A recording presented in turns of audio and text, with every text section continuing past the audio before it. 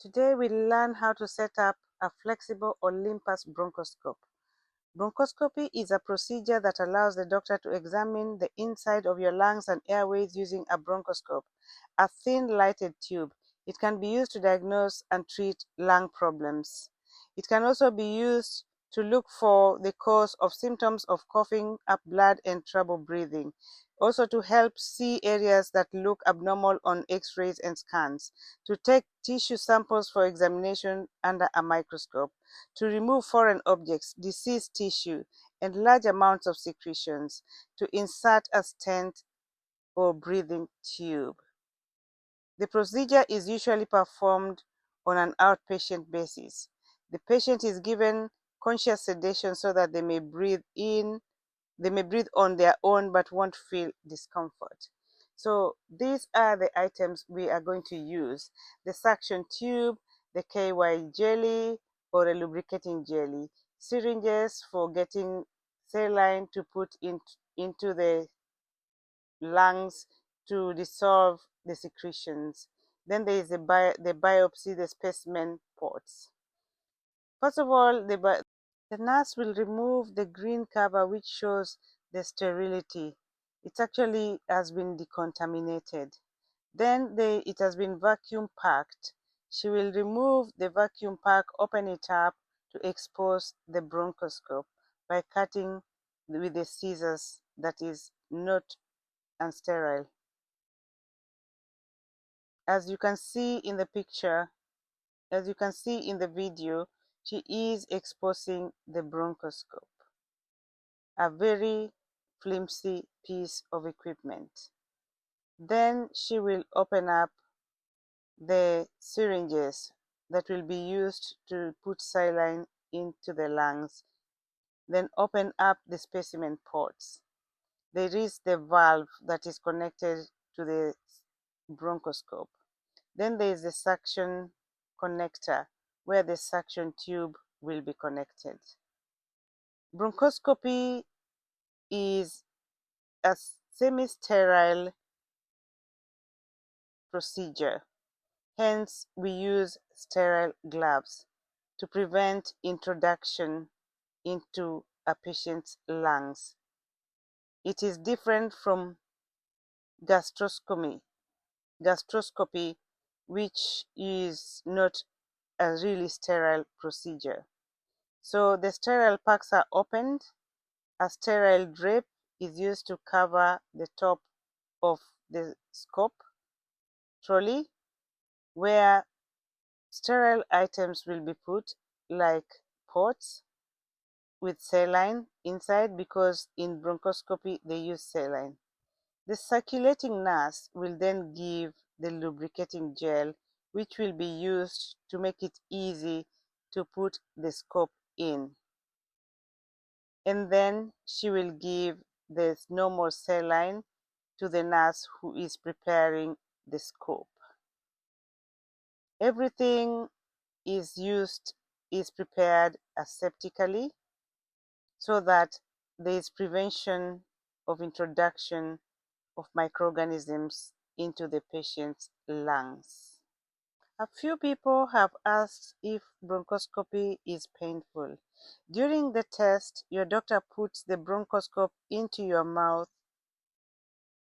or down your nostril to your airways. This is a bit uncomfortable, but it doesn't last long and shouldn't hurt because you have had the local anesthetic. You can breathe normally. They've also asked how long bronchoscopy usually lasts, but it lasts an hour or less. About 1 hour after the procedure, your cough reflex will return. At this point, it will be safe to eat and drink. The nurse is now connecting the bronchoscope, the scope itself, onto the machine, the stack system, and then she will start connecting the rest of the pieces onto the bronchoscope, like the valve, and then connect.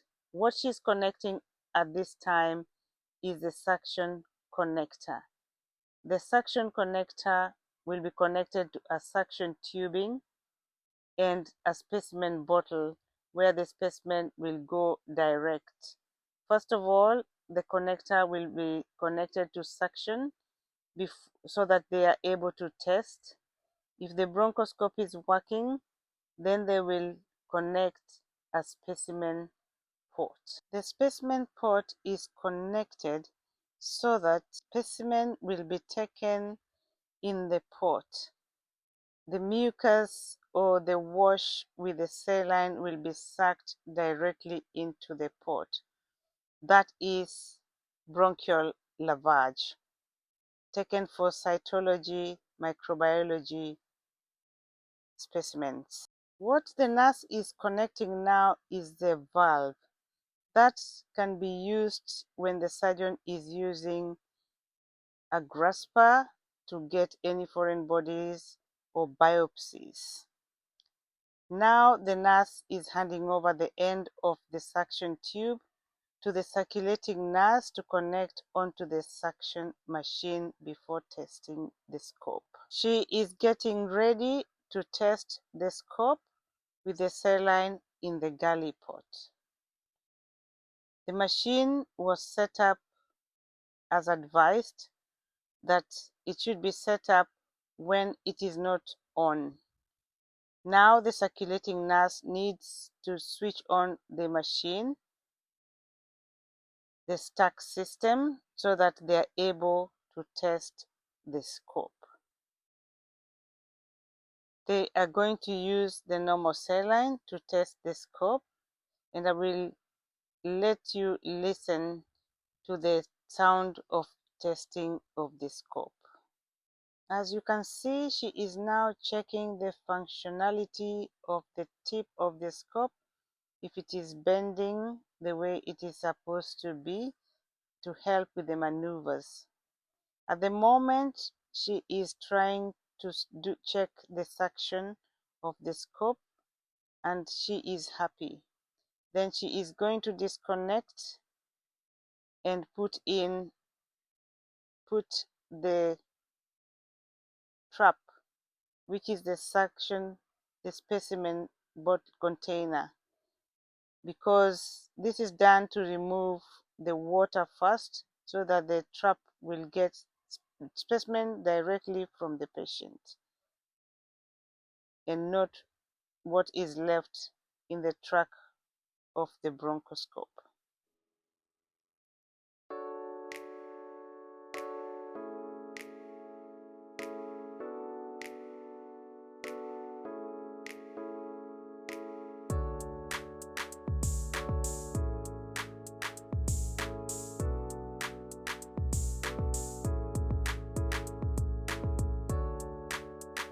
The scope is now ready for use.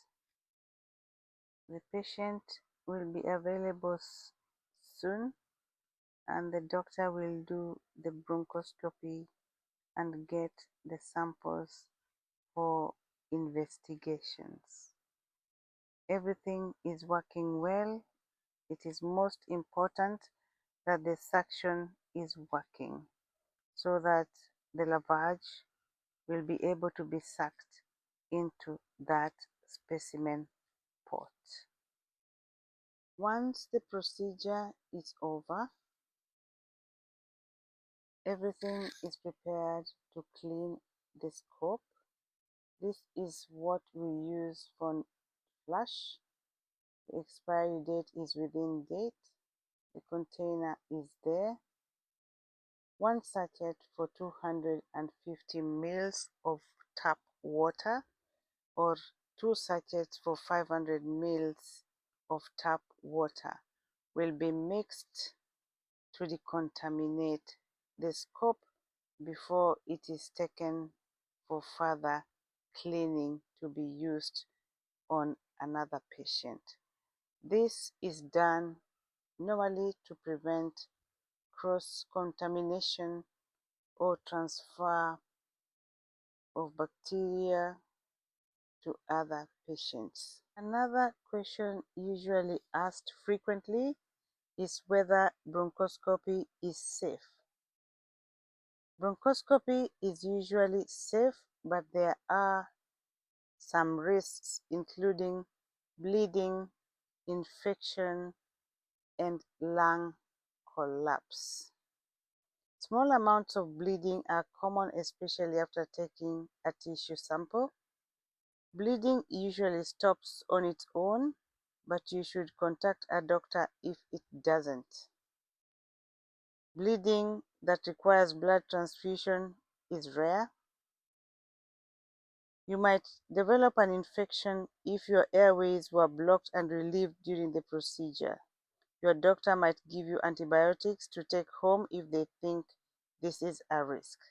Lung collapse, also called pneumothorax, can occur if the lung is punctured during the procedure. This is rare but can be treated and usually goes away on its own. You should contact a doctor if you have chest pain and shortness of breath. Sore throat, hoarseness of voice, fever, and sweating are other risks. Irritation of the airway and vocal cords, air in the space around the lung.